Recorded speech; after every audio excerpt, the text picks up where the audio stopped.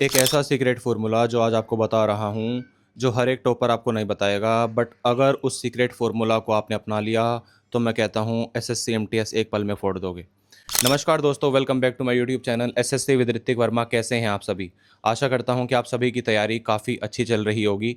आप सभी अपने अपने घरों में स्वस्थ होंगे, हेल्दी होंगे। तो दोस्तों, जैसा कि आप जानते हैं कि हमारा एग्ज़ाम सीज़न काफ़ी सिर पर है। अब जुलाई को छोड़ के अगस्त में हमारे एग्ज़ाम्स शुरू हो जाएंगे।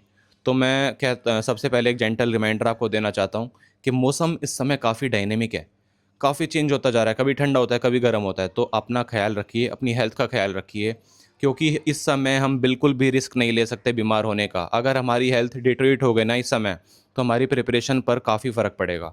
तो आज की वीडियो में मैं एक ऐसा सीक्रेट फार्मूला आपको दे रहा हूँ, जो सीक्रेट फार्मूला मैंने खुद पर्सनली 2024 में इम्प्लीमेंट किया और एसएससी एमटीएस एग्ज़ाम को क्रैक किया।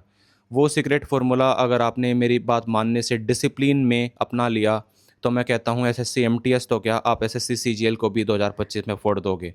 तो चलिए, बिना समय बर्बाद करे वीडियो की शुरुआत करते हैं। तो दोस्तों, सबसे पहला point number 1 is know the exam pattern. तो दोस्तों, मैं आपको कितनी बार बताऊं कि किसी भी एग्ज़ाम को एस करने से पहले उसके बारे में थोड़ी सी अंडरस्टैंडिंग ली जाती है, उसके बारे में बेसिक डिटेल से जानी जाती है। तो एग्ज़ाम पैटर्न जानना काफ़ी ज़रूरी हो जाता है सबसे पहले एग्ज़ाम को प्रिपेयर करने से पहले। तो अगर मैं एसएससी एमटीएस की एग्ज़ाम की बात करूँ, तो 4 सेक्शंस में हमारा जो एग्ज़ाम है डिवाइडेड है। सबसे पहला है हमारी जनरल इंटेलिजेंस आ गई, उसके बाद क्वांटिटेटिव एप्टीट्यूड आ गया, उसके बाद रीजनिंग आ गई, उसके बाद हमारी इंग्लिश आ गई। 90 क्वेश्चंस होते हैं 3 मार्क्स के, टोटल हमारे 270 मार्क्स हो गए। 90 मिनट हमें दी जाती है, नेगेटिव मार्किंग इस एग्ज़ाम में होती है। तो ये 4 सब्जेक्ट्स हैं जिन पर हमें ध्यान देना है। तो हमने पैटर्न समझ लिया, हमने एक बेसिक अंडरस्टैंडिंग ले ली कि कौन कौन से सब्जेक्ट्स हैं, कितने मार्क्स के हैं, अब कैसे है। अब हम बढ़ते हैं सेक्शन 2 की तरफ, जो कि है मेरी पर्सनल स्ट्रेटेजी।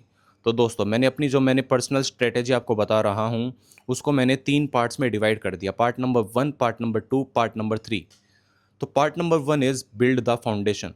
तो सबसे पहले आपको एग्ज़ाम की प्रिपरेशन करने हैं। एग्ज़ाम की प्रिपरेशन करने के लिए आपको एक बेसिक फाउंडेशन बनाना काफ़ी ज़रूरी है। कहते हैं ना, जब इंसान मकान बनाता है तो बुनियाद होती है, जो नींव होती है उसकी, वो मज़बूत होनी चाहिए, जब भी मकान उसके ऊपर बनाया जाता है। तो सबसे पहले आपको अपनी फाउंडेशन बनानी है।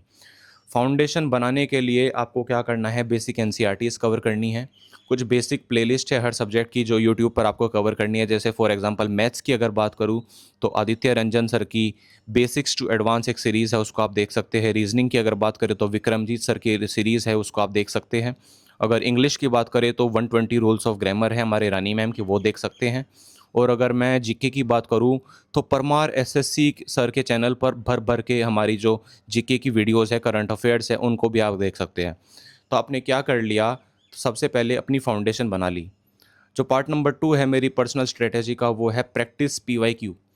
दोस्तों, आपको कितनी बार बताऊं कि प्रीवियस ईयर क्वेश्चन पेपर्स की काफ़ी इंपॉर्टेंस होती है एसएससी एग्जाम्स में। रिपीटेड क्वेश्चंस बार बार पूछे जाते हैं। 70% जो मैं कहता हूं जो क्वेश्चंस होते हैं वो रिपीटेड होते हैं।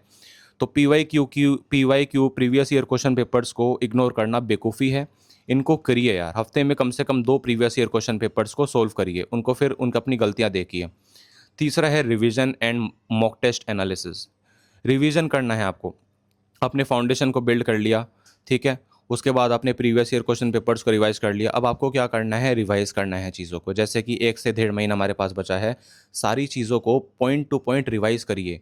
आपने जो भी कंसेप्ट्स में आप मार खा रहे हैं, जो सवाल आपसे नहीं बन रहे, जिन कॉन्सेप्ट्स को आपको नहीं आता, उनको पढ़िए, फिर से उनको रिवाइज करिए। तो ये थी मेरी पर्सनल स्ट्रेटेजी, जिसको मैंने 3 पार्ट्स में डिवाइड करा। ठीक है जी। सेक्शन नंबर 3 हमारे पास आ जाता है mock test analysis. Mock test दोस्तों एक ऐसा उपाय है, जिस उपाय को करने से आप रिहर्सल आपका एग्ज़ाम में हो जाता है। अगर आप एग्ज़ाम सीज़न की तरह, जैसे एग्ज़ाम्स होता है वैसे एक एक शांत इन्वायरमेंट में बैठकर, वही एक पेन लेकर, एक ए4 साइज़ की शीट लेकर जैसे आप बैठते हैं, एज इट इज़ जैसे आप एग्ज़ाम सेंटर पे बैठते हैं और आप क्वेश्चंस को सोल्व करते हैं, तो इससे आपकी स्पीड मेंटेन होती है, इससे आपकी एक्यूरेसी मेंटेन होती है, इससे आपको एक इन्वायरमेंट मिलता है क्वेश्चंस को सोल्व करने का। तो मॉक टेस्ट देना एग्जाम्स से पहले काफ़ी इंपॉर्टेंट है। बहुत से बच्चे मॉक टेस्ट की इंपॉर्टेंस को आज तक समझ नहीं पाए। वो क्या करते हैं, क्वेश्चंस को सोल्व करते रह जाते हैं, सोल्व करते रह जाते हैं, मॉक टेस्ट वो देते ही नहीं है। जिसकी वजह से एग्जाम में क्या होता है, वो मार खा जाते हैं। क्वेश्चन तो आता है पर स्पीड मेंटेन नहीं कर पाते। 30 सेकंड का सवाल वो 1 मिनट में करते हैं। तो मॉक टेस्ट आपको सिखाते हैं कि आपको अपनी स्पीड और एक्यूरेसी को कैसे मेंटेन करना है। तो मॉक टेस्ट के बारे में, मॉक टेस्ट की काफ़ी इंपॉर्टेंस होती है एग्ज़ाम्स में। तो दोस्तों यही थी आज की एग्ज़ाम स्ट्रेटेजी। मैंने 3 सेक्शंस में एग्ज़ाम स्ट्रेटेजी को डिवाइड कर दिया था। ये मेरी एक पर्सनल खुद की सेल्फ मेड बनाई स्ट्रेटेजी है, जो हज़ारों बच्चों को इस स्ट्रेटेजी ने मदद करा है। लोग कमेंट्स में लिखते हैं भैया इट वाज़ वेरी हेल्पफुल।